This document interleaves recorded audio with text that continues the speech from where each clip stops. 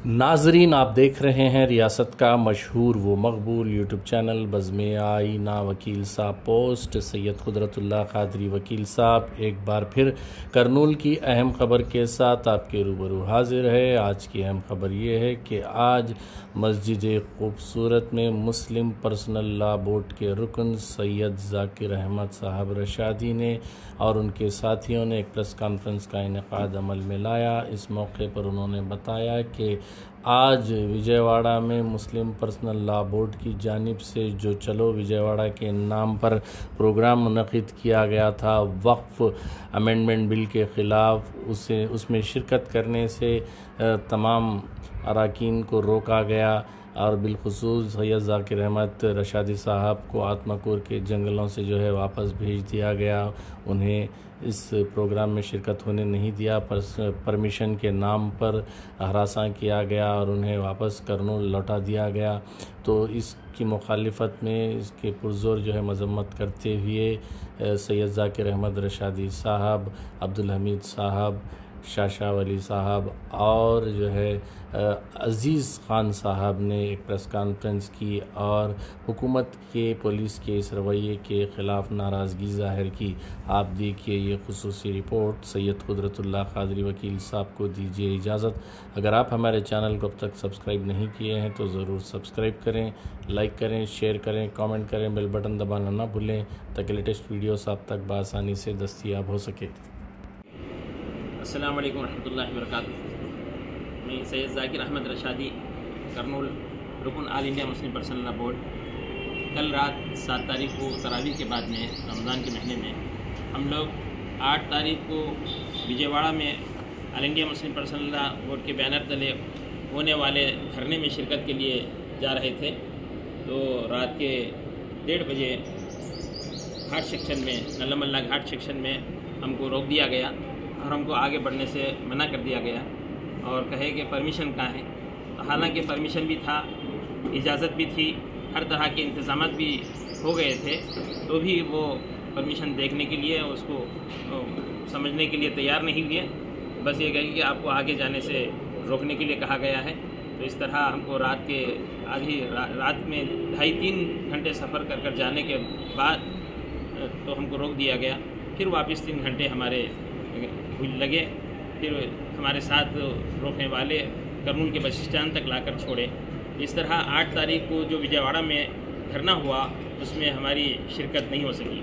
हमारा मकसद जो है ये वक्फ बिल जो इंतहाई ख़तरनाक है और नुकसानदेह है और जुल्म और ज़्यादती पर मुनहसर है, तो उसके ख़िलाफ़ इस धरने में शिरकत करने के लिए तमाम मुसलमानों ने करनूल की जानिब से नुमाइंदा बनकर ये वफ़द जा रहा था।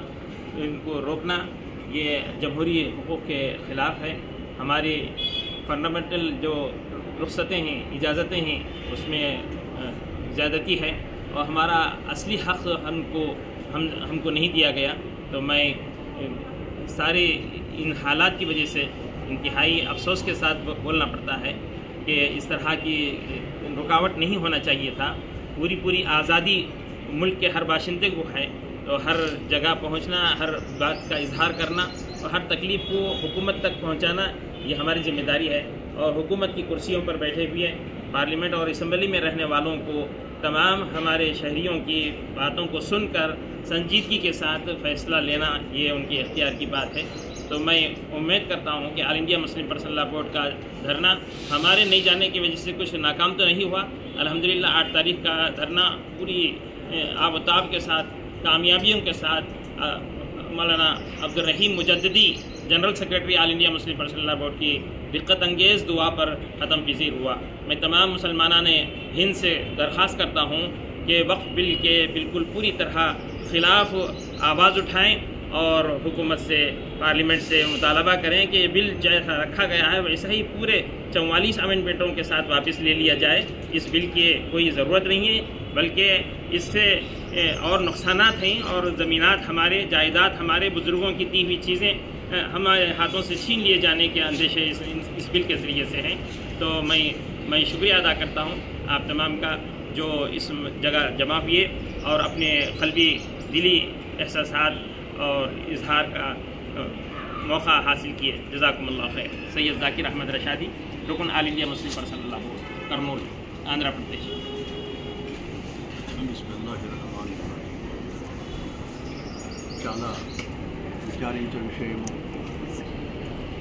చాలా విచారించదగ్గ విషయము, మాతో అన్యాయము. మేము చిన్నప్పుడు చదువుతుంటే రాజ్యాంగం ఒక అందమైన పదము, అందమైన గ్రంథము. తర్వాత దాంట్లో ఉండే ఫండమెంటల్ రైట్స్, ప్రాథమిక హక్కులు, స్వేచ్ఛ, స్వాతంత్రము అన్నది చాలా అందంగా కనపడుతుంది. నిన్నటి రాత్రి 1:30కు తెలిసింది మాకు. ఇది ఆల్ ఇండియా ముస్లిం పర్సనల్ లా బోర్డ్, కర్నూలు, ఆంధ్ర ప్రదేశ్.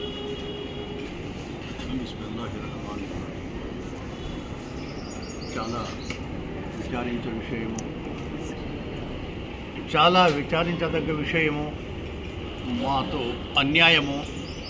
మేము చిన్నప్పుడు చదువుతుంటే రాజ్యాంగం ఒక అందమైన పదము, అందమైన గ్రంథము. తర్వాత దాంట్లో ఉండే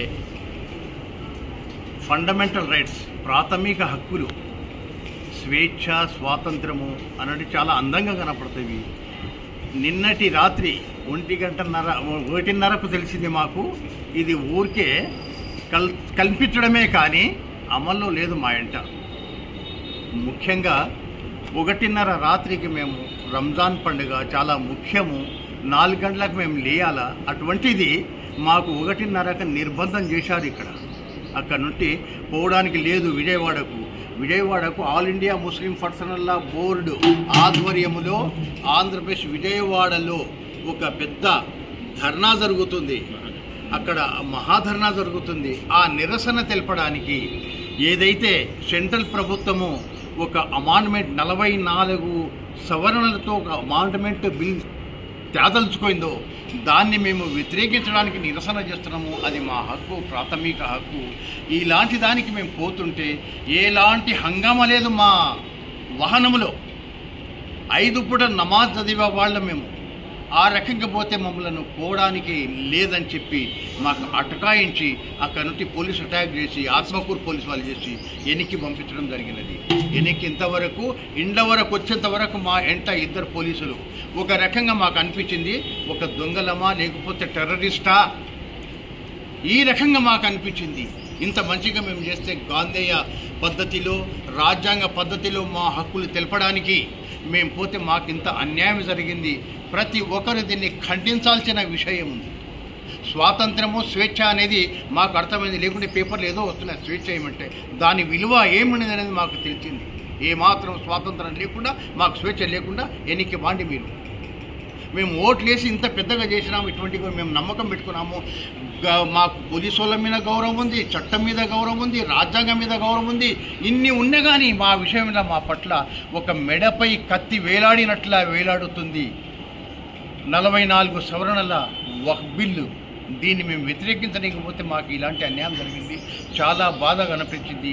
బాధాకరమైన విషయం ఇది. దాని కొరకు ప్రతి ముస్లిము, ప్రతి రాజ్యాంగ విశ్లేషకులు దీన్ని ఖండించాలని చెప్పి నేను మనవి చేస్తున్నాను. నా పేరు MA Hamid, FOMA federation of Muslim association president.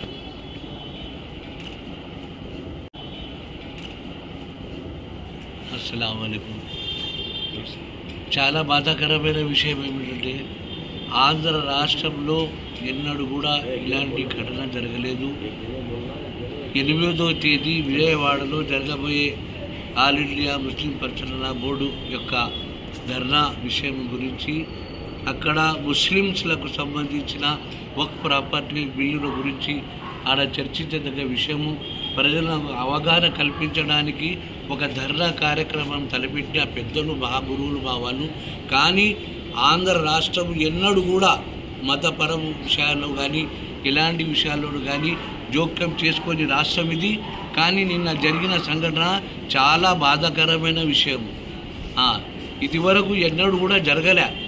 మత స్వేచ్ఛ ఇక్కడ ఆంధ్ర రాష్ట్రంలో ఎక్కడా లేకుండా కూడా ఆంధ్ర రాష్ట్రంలో మేము చూసుకుంటూ వచ్చాము. భారతదేశంలో ఎక్కడ జరగని విషయము ఆంధ్ర రాష్ట్రంలో వాళ్ళందరూ ప్రతి ఒక్కరూ కూడా మతపరంగా అందరూ కలిసి వెలిగి జీవితం గడిపే ఈ వాతావరణంలో కానీ నిన్న రాత్రి జరిగిన ఈ ఘటన చాలా బాధాకరమైనది, చాలా ఆశ్చర్య కలిగిన విషయం ఇది. మేము పోతున్నాము ధర్నాకు సంబంధించి, ధర్నా చేరుకోవడానికి పోయే సమయంలో మమ్మల్ని వాళ్ళు ఒక టెర్రరిస్టుల మాదిరి వాళ్ళు క్రియేట్ చేశారు. మేము మా బండిని ఆడ ఆత్మకూర్ దోర్నాల దగ్గర మా బండిని నిలబెట్టి మా సైడ్కు తెప్పి ఏమని చెప్తే విషయం అంటే లేదు మీకు పర్మిషన్ లేదని చెప్పడం చాలా బాధాకరం. ఎందుకంటే విజయవాడలో వాళ్ళు మాకు పర్మిషన్ ఇచ్చారు, మా పెద్దలు కూడా దానికి పర్మిషన్ అనుమతి తీసుకున్నారు.